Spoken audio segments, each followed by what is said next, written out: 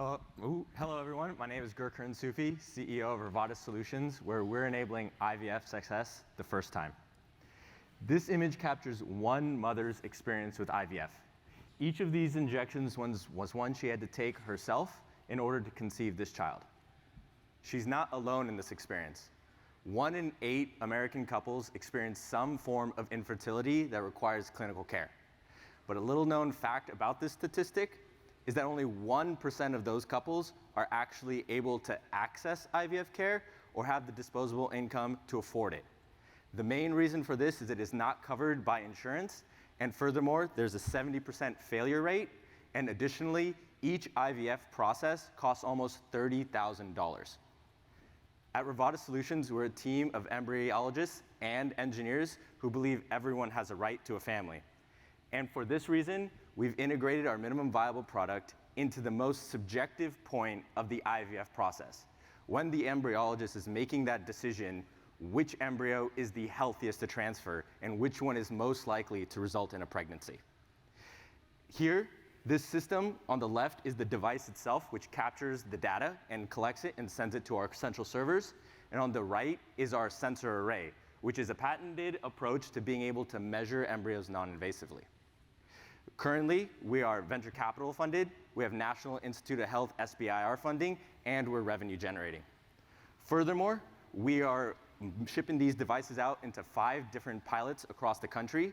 These are in the preclinical and livestock space. These pilots, the companies with which they're comprised, have a market capitalization of over $1 billion, and so we're looking forward to getting this data and being able to move forward into the FDA space. Our plans are to automate upstream and downstream of the IVF process to bring it all into one automated network of IVF devices. Now, to be able to reach these goals and objectives, we have a few key upcoming milestones. The first one is to convert our minimum viable product into a medical device. Second, we'll be strengthening our AI prediction with more data, which these partnerships and pilots will help us do. And finally, we want to begin clinical studies with this medical device. To end up actually accomplishing these goals, our asks are to have introductions with folks with ISO 13485 experience, industrial and mechanical engineers, software and machine learning engineers, and advisors in the IVF and OBGYN space.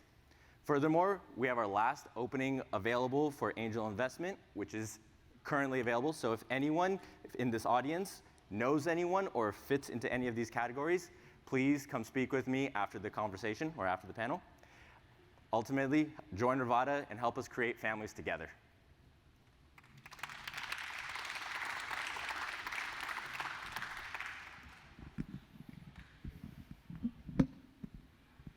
Great presentation, Gurkaran, and congratulations on what you've accomplished so far. You mentioned in your presentation that vast majority of the insurance companies don't offer it. One of the growing trends with employers is actually offering women's specific benefit offerings. So it may not be part of the standard benefits, but a lot of the large employers and now growing number of medium-sized employers are beginning to offer women's and IVF benefits. So obviously your customers are going to be the fertility centers, but one of the things from a channel development standpoint that you may want to consider is actually work with these benefit offerings. Not sure if you've heard of Maven, Tia, Conceive.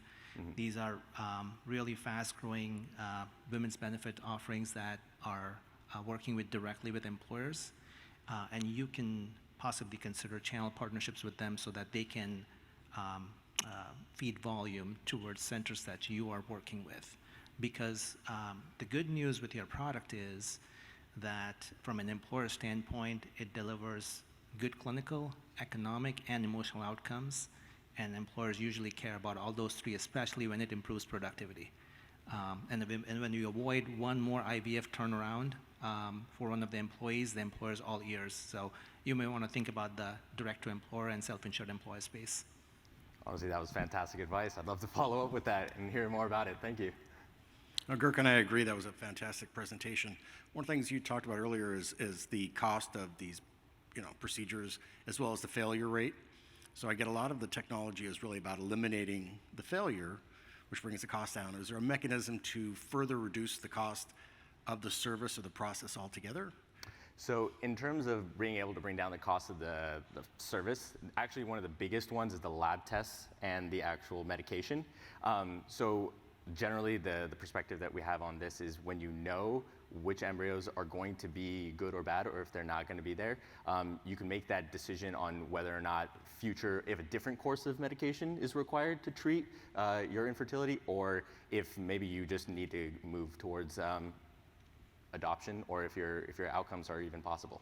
So That's great. It's really important, both the social and the emotional side of it. So thank you very much. awesome, thank you.